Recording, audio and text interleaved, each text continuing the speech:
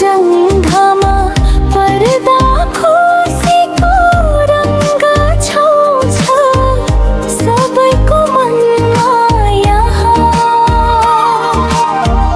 पहाडका घुम्तीहरू, झरनाको त्यो स्वर, माटोको सुगन्धले तान्छ मलाई झन्झोर। कोही परदेशी होला, कोही घरमै होला, तर सबैको मुटुमा एउटै माया होला। हराइको फाट होस् या हिमालको काख, यही छ मेरो संसार,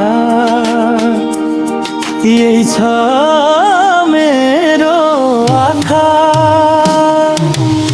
साँझको शीतलता,